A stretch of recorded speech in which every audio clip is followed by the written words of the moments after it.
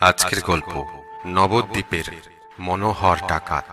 লেখক গিরিশচন্দ্র বসু। গিরিশচন্দ্র বসু 1853 থেকে 1860 সাল পর্যন্ত কৃষ্ণনগর, নবদ্বীপ, শান্তিপুর এইসব অঞ্চলের পুলিশের দারোগা ছিলেন। দারোগার দপ্তর খ্যাত প্রিয়নাথ বাবুর লেখা গল্পগুলির অনেক আগেই গিরিশচন্দ্র দারোগার কাজে যোগদান করেছিলেন। তার লেখা বিভিন্ন রচনাগুলিকে একত্রিত করে প্রকাশিত হয়েছিল সেকালের দারোগার কাহিনী। এই সেকালের দারোগার কাহিনীর প্রথম 3টি অংশ নিয়ে আজকের গল্প নবদ্বীপের মনোহর ডাকাত। এই রচনার ভূমিকা পর্বে তিনি শুরু করেছেন এইভাবে: আমি যে কালের বর্ণনা করিতে প্রবৃত্ত হইলাম, সেই সময়ে বঙ্গদেশের প্রায় সকল জেলাতে ডাকাইতির প্রাদুর্ভাব ছিল, এবং যদিও ইংরেজ শাসনের প্রথমাবস্থায় রঘুনাথ, বৈদ্যনাথ কিংবা বিশ্বনাথ প্রভৃতি দস্যুগণ যেরূপ অকুত ভয়ে গৃহস্বামীকে পূর্বে সংবাদ পাঠাইয়া ডাকাতি করিত, এই সময়ে সেই প্রথার অনেক লাঘব হইয়াছিল। তথাপি ডাকাতি ব্যবসা সম্পূর্ণরূপে প্রচলিত ছিল এবং কখনো কখনো অতি নিষ্ঠুর এবং নৃশংস ঘটনা সহকারে তাহা নির্বাহিত হইত। শুধুমাত্র ধন লইয়া টানাটানি হইত এমন নহে, গৃহকর্তার এবং পুরজন সকলেরই প্রাণ বিনাশের আশঙ্কা ছিল। গৃহে প্রবেশ করিয়া হাড় ভাঙা মুষ্টাঘাত এবং পদাঘাত করিয়া যদি এই দুরাত্মারা ক্ষান্ত থাকিত, তাহা হইলে যাহা হউক, কিন্তু অল্প ধনে যেমন তাহাদের অভিলাষ পূর্ণ হইত না, তেমনি গৃহবাসীদিগকে অল্প প্রহার করিয়াও তাহাদের তৃপ্তি হইত না। আকাঙ্ক্ষা পূরণ করিয়া ধন না পাইলে অস্ত্রাঘাত এবং মশাল দিয়া শরীর দগ্ধ করাও তাহাদের মধ্যে চালু ছিল, এবং এইরূপ গুরুতর এবং নিষ্ঠুর প্রহারের ফল যে কি হইত তাহা সকলেই বুঝিতে পারেন। নিষ্ঠুরাচরণ সম্বন্ধে ডাকাতরা বালক বৃদ্ধ বনিতার বিচার করিত না। তাহাদের ভয়ে স্ত্রীলোকগণ নাসিকায় নথ এবং কর্ণে ঝুমকা কিংবা অন্য প্রকার অলঙ্কার পরিয়া রাত্রিতে শয়ন করিত না, কারণ ডাকাতের হস্তে ধরা পড়িলে দুরাত্মারা তাহাদিগকে অলঙ্কার খুলিবার অবকাশ না দিয়া সজোরে টানিয়া মাংস ছেদন করত, তাহা আত্মসাৎ করিতে পরাণমুখ হইত না। আমি এইরূপ ছিন্ন নাসিকা ও কর্ণ বিশিষ্ট 2-1টি স্ত্রীলোক দেখিয়াছি। আমার সহিত তাহাদের যখন সাক্ষাৎ হয়, তখন তাহারা উভয়ই বৃদ্ধা ছিলেন। শুনিলাম যে তাহাদের যৌবনকালে এই ঘটনা হইয়াছিল। ডাকাতি হইতে রক্ষা পাওয়ার নিমিত্ত ধনী লোকে অধিক বেতন দিয়া সুশিক্ষিত অস্ত্রধারী এবং দেশীয় প্রহরী নিযুক্ত করিতেন। উচ্চ প্রাচীরের দ্বারা বেষ্টিত ইষ্টকালয়ও ডাকাতি নিবারণের আরেক উপায় ছিল। কাষ্ঠের কবাটে ঘন ঘন মোটা লৌহ পেরেক মারিয়া রাখিবার প্রথা ছিল, যাতে দস্যুরা কুঠারাঘাতে তাহা শীঘ্র ছেদন করিতে না পারে। দ্বিতলে উঠিতে সংকীর্ণ সিঁড়ির মাথায় চাপা কবাট ফেলিয়া দৃঢ় কাষ্ঠের হুরকা দ্বারা তাহা আবদ্ধ রাখিলে নিম্ন হইতে উপরে যাওয়ার পথ সম্পূর্ণরূপে রুদ্ধ থাকিত, এবং ছাদের ওপরে ছোট বড় ঝামা ও ইট স্তূপ করিয়া রাখা হইত, যাতে ডাকাত পড়িলে ছাদের উপর হইতে তাহা নিক্ষেপ করিলে দস্যুদিগকে দূরীকৃত করিবার এক সহজ ও সুন্দর উপায় হইত। পল্লীগ্রামে বোধহয় এখনো অনেক পুরাতন বাটিতে চাপা কবাট এবং লৌহচ্ছাদিত কবাট দেখিতে পাওয়া যায়। কৃষ্ণনগর জেলায় গোয়ালারাই ডাকাতি করিত বেশি। এই জেলায় গোপ জাতীয় বহু লোকের বাস। তন্মধ্যে গড় গোয়ালারা শরীরের গঠন, বল ও সাহসের জন্য প্রসিদ্ধ ছিল। এই নিমিত্ত গোর গোয়ালা উপমার বাক্য হইয়া উঠিয়াছে। শান্তিপুরের গড় হইতে এই বংশীয় গোয়ালারা গোর গোয়ালা আখ্যাতি প্রাপ্ত হয়। বোধহয় পূর্বকালে ওই গড় রক্ষার্থে একদল গোয়ালাকে তাহার মধ্যে বাস করিবার স্থান প্রদত্ত হইয়াছিল। কালে কালে তাহাদের বংশবৃদ্ধি হওয়াতে কৃষ্ণনগর জেলার নানা স্থানে তাহারা বিস্তীর্ণ হইয়া পড়িয়াছে। কৃষ্ণনগর জেলার মধ্যে শান্তিপুর, কৃষ্ণপুর, মায়াকোল, বাহাদুরপুর, ধুবুলিয়া, মহারাজপুর, বিক্রমপুর প্রভৃতি গ্রামের গোয়ালারা শ্রেষ্ঠ লাঠিয়াল এবং সেই সময় মনোহর, মানিক, নয়ান, গলাকাটা হরিশ প্রভৃতি কয়েকজন বিখ্যাত ডাকাত ছিল। কৃষ্ণনগর জেলার মধ্য দিয়ে 3টি সুন্দর নদী বহমান আছে। প্রথম পবিত্র ভাগীরথী, দ্বিতীয় জলঙ্গি অথবা খড়িয়া বা খোরে, এবং তৃতীয় মাথাভাঙা। উহা কোন স্থানে পাঙ্গাসিয়া নামে এবং হাঁসখালি ও রানাঘাট অঞ্চলে চূর্ণী নদী নামে অভিহিত। এই ৩ নদী পদ্মা নদী হইতেই বহির্গত হইয়াছে। আমি যে সময়ের কথা লিখিতেছি, রেলের রাস্তা ও কলের জাহাজ না থাকাতে উত্তর পশ্চিম ও উত্তর পূর্ব অঞ্চলের সমুদয় পণ্য দ্রব্যাদি নৌকা যোগে এই ৩ নদী দিয়াই কলিকাতায় আসিত এবং তথা হইতে নানা স্থানে যাইত। বিশেষত পদ্মার এবং এই ৩ নদীর উভয় তটে বহু হাট বাজার ও গঞ্জ প্রতিষ্ঠিত ছিল এবং সেই সকল স্থলে যাত্রী এবং নাবিকদিগের খাদ্য এবং অন্যান্য আবশ্যকীয় দ্রব্য অনায়াসে প্রাপ্ত হওয়া যাইত। কাজেই লোকে সুন্দরবনের কষ্টজনক পথ উপেক্ষা করিয়া এই সকল পথে অবলম্বন করিত। সুতরাং ভাগীরথী ও খোরে এবং চূর্ণীর গর্ভ সকল সময় বিভিন্ন প্রকার নৌকায় পরিপূর্ণ থাকিত এবং তাহাতে দস্যুদিগেরও প্রলোভন জন্মিত। নির্জন স্থানে এবং অসাবধান অবস্থায় পাইলে দস্যুরা নৌকা আক্রমণ করিতে এবং যাত্রীদিগের যথাসর্বস্ব অপহরণ করিতে ত্রুটি করিত না। এই জন্য কৃষ্ণনগর জেলায় যেমন ডাঙাতে তেমনি জলপথেও ডাকাতির কোনো অভাব ছিল না। এরকম অবস্থায় আমি ইংরেজি 1853 সালের ভাদ্র মাসে নবদ্বীপ থানার দারোগা হই। নবদ্বীপ থানা কৃষ্ণনগর জেলার শান্তিপুর মহকুমার অধীন এবং কৃষ্ণনগরের পশ্চিম 4 ক্রোশের মধ্যে ভাগীরথী ও খড়িয়া নদীর সম্মিলন স্থানে এবং ভাগীরথীর পশ্চিম পারে অবস্থিত। কিন্তু যেই স্থানে বর্তমান নবদ্বীপ বিরাজমান, সেই স্থানে নিশ্চয়ই প্রাচীন নবদ্বীপ ছিল না। আধুনিক নগরীর কোন দিকে আদিসুর প্রভৃতি হিন্দু রাজাদিগের বাসস্থান ছিল তাহার কিছুমাত্র ঠিকানা নাই। জনশ্রুতি আছে যে বল্লাল দিঘি নামে নবদ্বীপের উত্তরে যে একখানা ক্ষুদ্র গ্রাম আছে, সেই স্থানে উক্ত রাজাদিগের আবাস ছিল এবং সেই গ্রামের সম্মুখস্থিত মাটির এক বৃহৎ স্তূপ দেখাইয়া লোকে বলে যে এই স্তূপ বল্লাল সেনের প্রাসাদের ভগ্নাবশেষ। এরূপ একটি কিংবদন্তি আছে যে পূর্বে কৃষকেরা ওই স্থলের মৃত্তিকা কর্ষণ করিতে করিতে তার মধ্যে মুদ্রা এবং রত্নাদি পাইত। নবদ্বীপ এই বাক্যার্থে বোঝা যায় প্রাচীনকালে এই স্থান জলবেষ্টিত ছিল এবং এখনো তাহার চিহ্ন দেখতে পাওয়া যায়। বর্তমান নবদ্বীপের উত্তর ও পূর্ব দিকে ভাগীরথী, পশ্চিমে পোলতার বিল, যা পূর্বে নিশ্চয়ই ভাগীরথী নদী ছিল। এই বিল পশ্চিম থেকে দক্ষিণ দিক দিয়ে পুনরায় ভাগীরথীর সঙ্গে মিলিত হয়। আধুনিক নবদ্বীপ 3 খণ্ডে বিভক্ত: নদিয়া, বুইচপাড়া এবং তেঘরি। তার মধ্যে নদিয়াই প্রধান। এখানে বহু ইটের তৈরি বাড়িঘর, মঠ মন্দির এবং বহু সংখ্যক ব্রাহ্মণ, বৈষ্ণব, শিল্পজীবী ও বাণিজ্য ব্যবসায়ী ধনী লোকের বাস। তার ফলে এই অঞ্চলের মধ্যে নবদ্বীপ বিলক্ষণ একটি ধনাঢ্য স্থান।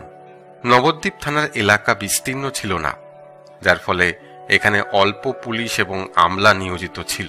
কেবল একজন দারোগা ও 5 জন বরকন্দাজ ভিন্ন অন্য থানার মতন এখানে আর দারোগা কিংবা জমাদার ছিল না। তখন বাংলা, বিহার, উড়িষ্যার সমস্ত পুলিশের উপরে বৃদ্ধ ডাম্পিয়ার সাহেব সুপারিনটেন্ডেন্ট অব পুলিশ আখ্যায় সর্বেসর্বা কর্তা হয়ে আছেন। সিটি মন্ট্রেশ্বর সাহেব কৃষ্ণনগরের ম্যাজিস্ট্রেট এবং বাবু ঈশ্বরচন্দ্র ঘোষাল শান্তিপুরের ডেপুটি ম্যাজিস্ট্রেট ছিলেন। পূর্বেই বলা হয়েছে যে আমি ভাদ্র মাসেই দারোগা হই। নবদ্বীপে আমার পরিচিত কয়েকজন ভদ্রলোক ছিলেন। তারা কোথায় আমাকে দেখে আনন্দের কথা বলিবেন, উল্টে দুঃখ প্রকাশ করিতে আরম্ভ করিলেন। বলিলেন, হে, অতি মন্দ সময় এই কার্য গ্রহণ করিয়াছেন স্যার। সামনেই তো পূজা। গত কয়েক বছর এই সময় গ্রামের লোক চুরি ডাকাতির আশঙ্কায় অস্থির হয়েছিল। এবছরেও সে আশঙ্কা আছে। বিশেষ করে আপনি তো নতুন দারোগা, কে চোর কে সাধু ভালো বুঝতেই পারবেন না। কাজে আপনার পক্ষে কাজটা খুব কঠিন। তারা আরো বললেন, যা বলেছেন, নবদ্বীপের মধ্যে বদমায়েশ অতি অল্প আছে। কেবল পাশের ওই গ্রামগুলো থেকে দস্যু ডাকাতরা এসে এখানে চুরি ডাকাতি করে। ডাকাতদের নবদ্বীপে ডাকাতি করার একটা সুবিধা ছিল এই যে ভাগীরথীর পশ্চিম দিকে নবদ্বীপের 3খানা গ্রাম ভিন্ন অন্য কোনো গ্রাম কৃষ্ণনগর জেলার অধীনে ছিল না। পার্শ্ববর্তী সকল গ্রামই বর্ধমান জেলাভুক্ত। নবদ্বীপের পুলিশ আমলাকে বর্ধমান জেলার কোনো ব্যক্তিকে ধরতে হলে ওই জেলার পুলিশের সাহায্য নিয়ে কাজ করতে হতো। কাজে অনেক বিলম্ব হতো এবং দস্যুরাও সাবধান হওয়ার সময় পেয়ে যেত। এই সমস্ত ব্যাপার জেনে আমি ভীষণ ভীত হলাম। কি উপায় অবলম্বন করলে গ্রামের শান্তি এবং আমার চাকরি রক্ষা পাবে তা শীঘ্র স্থির করা দরকার হয়ে পড়ল। পরামর্শ করার কিংবা উপদেশ নেবার জন্য আমার অধীনস্থ 4 জন বরকন্দাজ ছাড়া আর কোনো উপযুক্ত ব্যক্তি কাছাকাছি ছিল না। কিন্তু পূজার সময় কিসে 10 টাকা তাদের হাতে আসবে সেই চিন্তাই তারা ব্যাকুল, এবং তাদের ভাবগতিক দেখে আমার মনে হলো যে গ্রামে এই সময় একটা শান্তি ভগ্নের ঘটনা উপস্থিত হলে তাদের রোজগারের একটা সুন্দর ব্যবস্থা হয়। অন্যান্য থানায় নায়েব, দারোগা, জমাদার এবং কম করেও 15 জন বরকন্দাজ থাকে, কিন্তু আমার ভাগ্যে রয়েছে মাত্র 4 জন বরকন্দাজ। তারা যেমন ক্ষীণকায়, স্বার্থপর, তেমনি অকর্মণ্য। শুধু অন্ধকারের মধ্যে একমাত্র আশার আলো ছিল 4 জন গ্রাম্য চৌকিদারেরা। এই চৌকিদারেরা ঠিক তার বিপরীত। সাধারণত তারা বলিষ্ঠকায়, কর্তব্যপরায়ণ এবং পরিশ্রমী। তাদের এলাকার লোক নিরাপদে থাকবে এই ছিল তাহাদের সম্পূর্ণ ইচ্ছা, এবং আমার কাছে তারা অনেকে প্রকাশ করত যে ভিন্ন জেলার লোকে এসে তাদের গ্রামে দস্যুবৃত্তি করে যায় এ তাহাদের ভীষণ লজ্জা এবং দুঃখের কারণ। এবং 2-1 বলেও ফেলল, এই হুজুর, যদি আপনি আমাদের কথা মতো চলেন আর ওই রাত্রির বেলা যদি আমাদের সঙ্গে একটু পরিশ্রম করেন, তাহলে এই আশঙ্কার ব্যাপারটা আমরা কাটিয়ে উঠতে পারি। চৌকিদারদের মুখে এরূপ আশ্বাসের কথা শুনে আমার মনে সাহসের উদয় হলো, এবং তাদের উপদেশ অনুযায়ী কাজ করতে সংকল্প করলাম। সৌভাগ্যবশত আমার আরেকটা সুবিধা হলো, আমার অন্নদাতা মামা কৃষ্ণনগর জেলার একজন উচ্চ শ্রেণীর গভর্নমেন্ট কর্মচারী ছিলেন। প্রতি বছর পূজার সময় তিনি নৌকাপথে দেশে যেতেন এবং ডাকাতের ভয়ে 3-4 জন এই অঞ্চলের সুশিক্ষিত লাঠিয়াল সর্দারকে সঙ্গে নিতেন। জলপথে এই সর্দারদের সঙ্গে আমার সবসময় কথাবার্তা হতো, এবং তারা আমার অল্প বয়স দেখে নিঃশঙ্কায় কে কিভাবে ডাকাতি করেছিল এবং লাঠিয়ালি করেছিল তা অকপটে আমার কাছে বর্ণনা করত। এমন একবার নয়, 4-5 বছর ধরে এই সর্দারদের সঙ্গে যাতায়াত করা হয়েছিল, এবং প্রতিবার আমি তাদের মুখে তাদের কীর্তিকলাপের গল্প শুনতাম। তখন কে জানত যে অল্পকালের মধ্যেই আমি নবদ্বীপের দারোগা হয়ে তাদের ওপর কর্তৃত্ব করতে বসব। তারাই যে গ্রাম্য চৌকিদার ছিল তাও সে সময় আমি জানতাম না। পরে শুনলাম যে অধিক বেতনের লোভে তারা থানা থেকে বিদায় নিয়ে আমাদের সঙ্গে যেত। এই 4 ব্যক্তির মধ্যে 3 জন অর্থাৎ রামকুমার বাগদি, শ্রীনাথ বা ছিরু বাগদি এবং হারান খাঁ নবদ্বীপ থানার অধীন 3টি গ্রামের চৌকিদার ছিল। চতুর্থ ব্যক্তি বর্ধমান জেলায় বাস করত। তারা 3 জনই সরল চিত্তে আমার উপকার করতে প্রতিজ্ঞাবদ্ধ হলো। এদিকে ক্রমশ অপর পক্ষ এসে উপস্থিত হলো। আমি দেখলাম যে নিজ গ্রামের লোকের দ্বারা গ্রামের অনিষ্ট হওয়ার সম্ভাবনা নেই। পার্শ্ববর্তী বর্ধমান জেলার গ্রামের দস্যুদের গতিরোধ করতে পারলেই নবদ্বীপের শান্তি সাধন করতে সক্ষম হব। এই কল্পনায় কৃষ্ণপক্ষের প্রথম রাত থেকে থানায় 1 প্রহরের ডঙ্কা বাজানোর পর রামকুমার, ছিরু প্রভৃতি প্রায় 20 জন বাছাই করা চৌকিদার একটা বন্দুক ও 4টে মশাল এবং তার জন্য দরকারি তেল ইত্যাদি সঙ্গে নিয়ে গ্রামের পশ্চিম প্রান্তে কোনোদিন 4টে এবং কোনোদিন 5টা দলে বিভক্ত হয়ে নবদ্বীপকে এক প্রকার বেষ্টন করে সমস্ত রাত্রি চৌকি দিতে আরম্ভ করলাম। চুরি ডাকাতি হয়ে গেলে পরে ডাকাতদের ধরে দণ্ডনীয় করতে পারলে যে পরিমাণ ভালো হতো তা অপেক্ষা আমার বিবেচনায় ওই সব ঘটনা যাতে আদৌ হতে না পারে তার চেষ্টা করাই অধিক দরকার। অতএব যাতে ডাকাতগণ বুঝতে এবং জানতে পারে যে আমরা সতর্ক এবং দলে বলে তাদের গতিরোধ করতে প্রস্তুত আছি তার চেষ্টা করতে ত্রুটি করলাম না। দণ্ডে দণ্ডে প্রত্যেক দল আপন আড্ডা থেকে হাঁক ছেড়ে উঠত এবং এক দলের চিৎকার শুনলে আর সকল দল এবং গ্রামের ভিতর চৌকিদারেরাও তার অনুকরণ করত। 2-1 বার আমি বন্দুকের শব্দও করতাম। এইরূপ শোরগোল করে সমস্ত রাত কাটাতাম এবং শত্রুরাও জানতে পারত যে আমরা তাদের প্রতিহত করার জন্য সাবধানের সঙ্গে প্রস্তুত আছি। ঘোর রাত্রিতে জনশূন্য প্রান্তরের মধ্যে যখন রামকুমার কিংবা ছিরুর রে রে ধ্বনি অন্ধকার ভেদ করে আকাশে উঠত, তখন আমাদের সকলের মনে এই সাহস হতো যে দস্যুরা আগমন করলেও আমরা তাদেরকে পরাজিত করতে পারব। এই দুর্ভোগের কষ্টগুলিকে আমরা কষ্ট বলে বোধ করতাম না।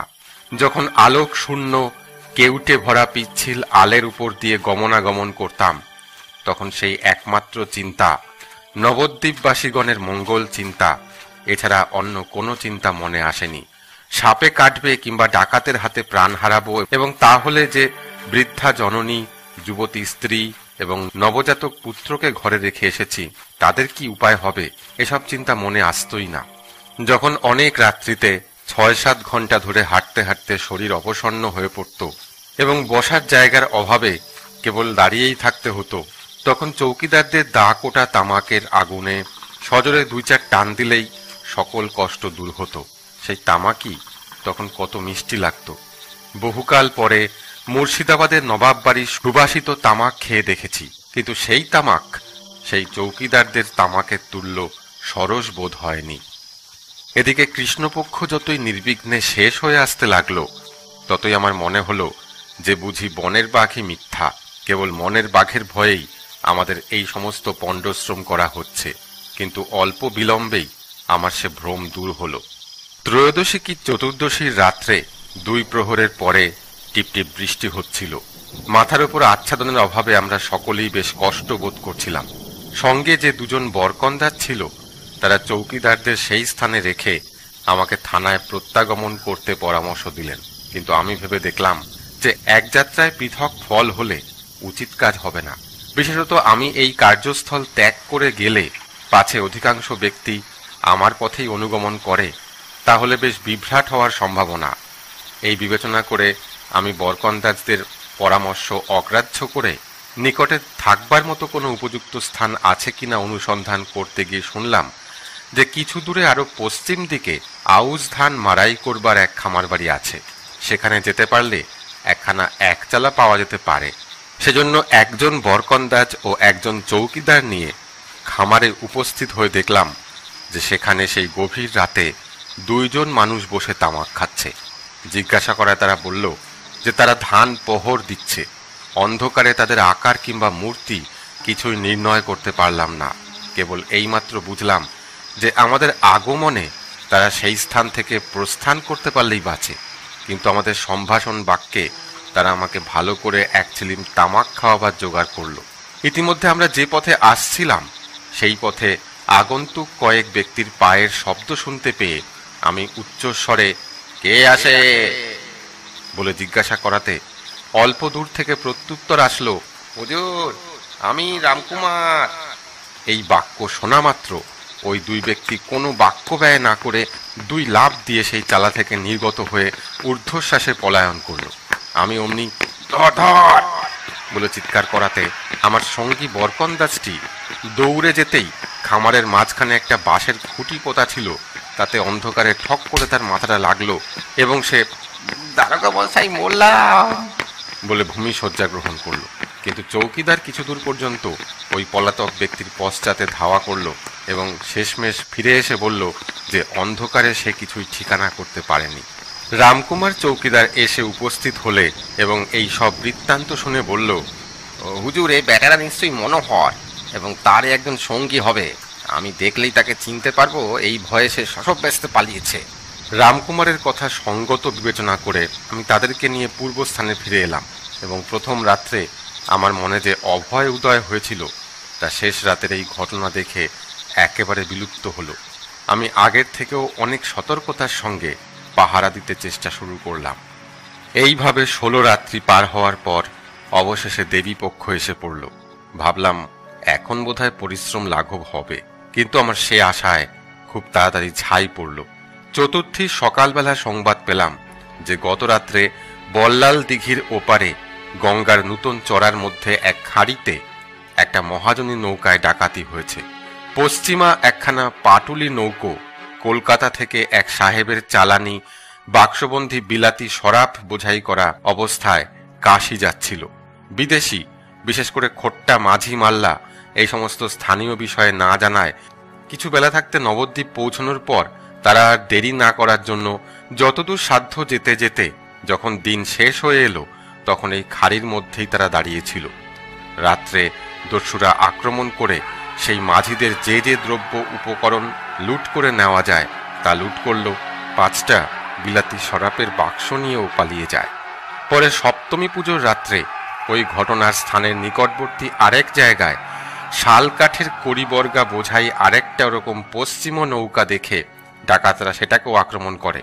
তাতে অপহরণ করার মতন দ্রব্য না থাকায় এবং খোট্টা নাবিকরা তাদের বাধা দেওয়ায় তারা আক্রোশে মারপিটের দ্বারা সেই মাঝিদের নৌকা থেকে তাড়িয়ে দেয় এবং নৌকোয় ও কাঠে আগুন লাগিয়ে দিয়ে চলে যায়। এই নৌকার আগুন প্রায় 12 ঘন্টা ধরে জ্বলছিল। আমরা বহু চেষ্টা করেও বোঝাই মালের কিছুমাত্র বাঁচাতে পারলাম না। যেই স্থানে এই দুই ঘটনা হয় তার চারদিকে মানুষের বসতি ছিল না। এক সপ্তাহের মধ্যে দুটি নৌকায় ডাকাতির সংবাদ পেয়ে জেলার ম্যাজিস্ট্রেট এবং আমার উপরিস্থিত হাকিম শান্তিপুরের ডেপুটি ম্যাজিস্ট্রেট বাবু ঈশ্বরচন্দ্র ঘোষাল আমাকে ভর্ৎসনা করে ভবিষ্যতে খুব সতর্ক থাকতে আদেশ করলেন। কিন্তু তারা জানতেন না যে এর থেকে বেশি অধিক সতর্ক হওয়া আমার পক্ষে সম্ভব ছিল না। যা হোক, আমার অত্যন্ত উৎসাহ ভঙ্গ হল। দেখলাম যে গত কয়েক রাত্রের মতন প্রত্যহ রাত্রে একাকী আমার এরূপ পরিশ্রম করা অসাধ্য হবে। লোকে যা বলতো তাই প্রতিপন্ন হল।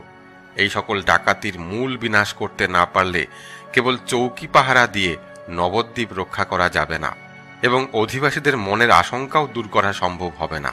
সেই মূল ডাকাত কে তা খুঁজে বার করাই আমার তখন প্রথম কাজ হয়ে দাঁড়ালো।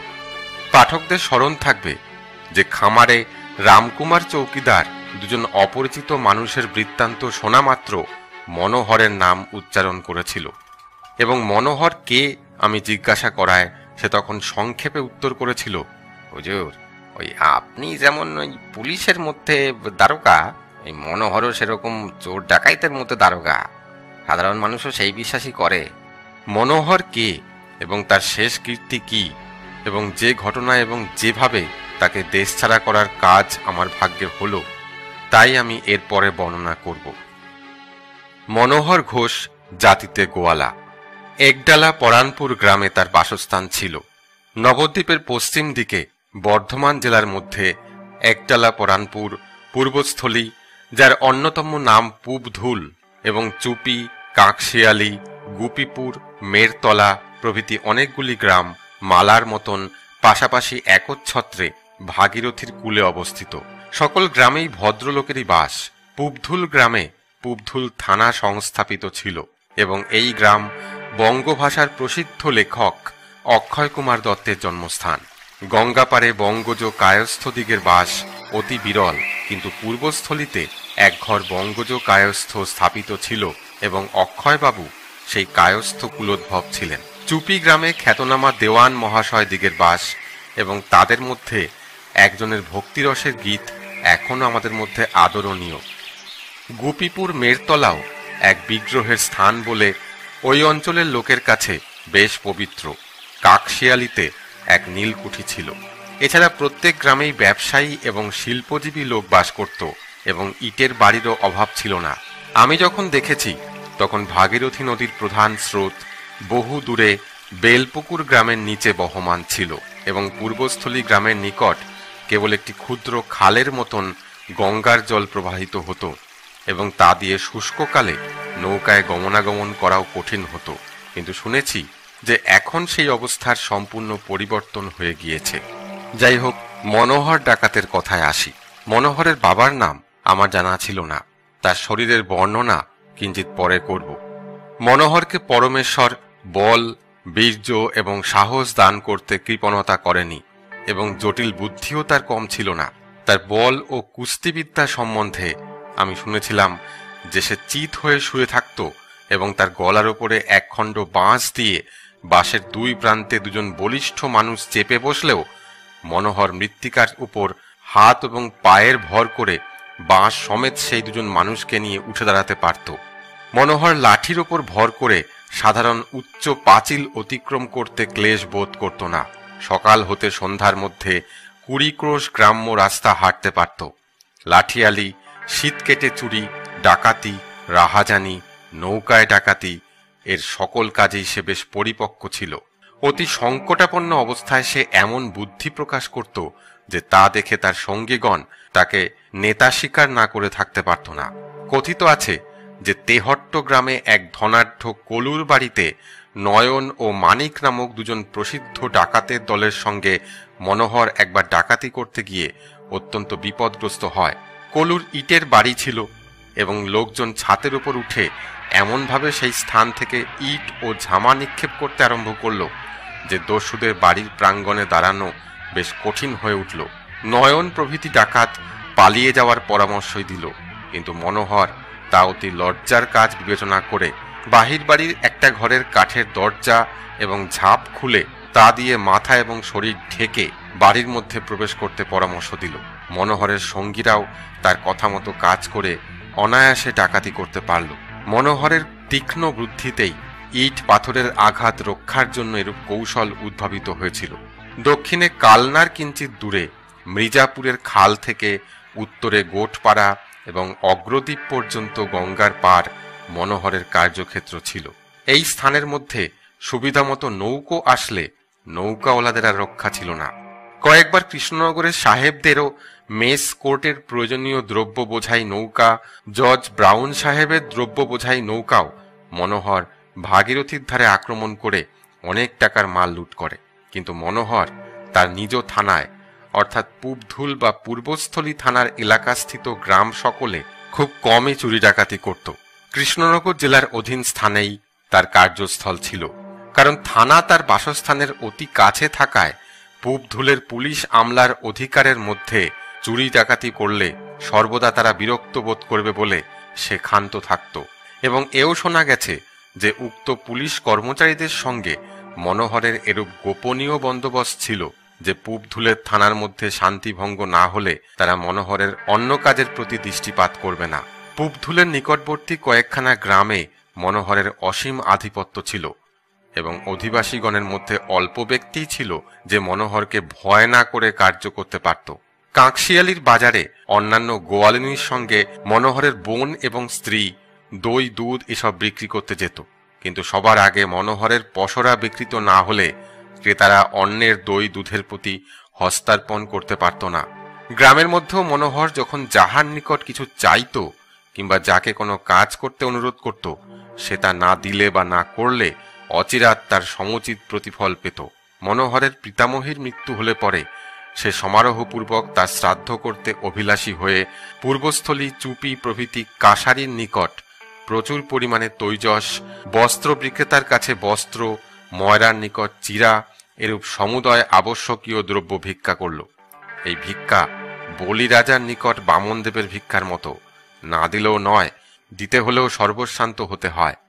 মনোহর পিতামহীর শ্রাদ্ধের ভিক্ষা চেয়েছে, লোকে তা না দিয়ে কেমন করে ক্ষান্ত থাকে? তুমি আজ 10 টাকার দ্রব্য দিলে না, কাল তোমার সে 100 টাকার ক্ষতি করবে। বিশেষ করে মনোহরের বিরুদ্ধে গভর্নমেন্টের কাছেও প্রতিকার পাওয়া দুঃসাধ্য, কারণ সহসা কোনো ব্যক্তি মনোহরের বিরুদ্ধে সাক্ষ্য দিতে সাহস করবে না। এই অবস্থায় কেউই মনোহরকে তার ভিক্ষা দিতে অস্বীকার করতে পারল না এবং এই রূপে সে তার পিতামহীর শ্রাদ্ধ কার্য অনায়াসে সম্পূর্ণ করল। চুরি ডাকাতি করার সময় মনোহরের হৃদয়ে বিন্দুমাত্র মায়াদয়ার উদ্ভব হতো না। যে সকল ঘটনায় প্রাণ বধ করার দরকার না থাকত তাতেও সে প্রাণ নিত এবং এই প্রাণ নেওয়া তার কাছে একটা আনন্দজনক কাজ বলে মনে হতো। তার এক দৃষ্টান্ত এখানে বলা যেতে পারে। বহুকাল পরে মনোহর ধরা পড়লে নবদ্বীপের একজন অতি প্রধান অধ্যাপক মনোহরের ডাকাতির দৃষ্টান্ত আমাদের কাছে ব্যক্ত করেন। তা তার চোখের ওপরই প্রায় ঘটেছিল। সেই অধ্যাপক বলেছিলেন, হুজুর, আমি প্রতি বছর ওই শারদীয়া পূজার কয়েকদিন আগে শিষ্য সেবকের বাড়ি যেতাম। আমি যে বছরের কথা বলছি সে বছরও ওই দুজন মাল্লার একটা ছোট নৌকায় একজন শিষ্য, একজন পাচক ব্রাহ্মণ আর একজন ভান্ডারী নিয়ে মুর্শিদাবাদ যাওয়ার জন্য এই সকালবেলা নবদ্বীপ ঘাট থেকে যাত্রা করলাম। মধ্যাহ্নের সময় কাকশিয়ালির বাজারে উঠে রান্নাবান্না শেষ করে সেই দিনের জন্য এক প্রকার আহারের কাজ শেষ করলাম। রাত্রিতে তো রান্নাবান্না হয় না, ওই জলযোগের জন্য কিঞ্চিত মিষ্টি সংগ্রহ করার জন্য মাঝিকে বাজার থেকে মিষ্টি আনতে বলেছিলাম। তা কিছুক্ষণের মধ্যে রোকনপুরের বাজারে এসে আমরা উপস্থিত হলাম, কিন্তু তখন আমার পাচক ব্রাহ্মণ বলল যে কাকশিয়ালির বাজারে তার সঙ্গে মনোহর ঘোষের দেখা হয়। তাকে নতুন লোক দেখে আমরা কে কোথায় যাচ্ছি তার তথ্য জানতে চেষ্টা করেছিল। মনোহর তাকে চেনে না, কিন্তু সে মনোহরকে চিনতে পেরেছিল। এই লক্ষণ বড় ভালো নয়। বিশেষ করে পুজোর সময় এই নির্জন স্থানে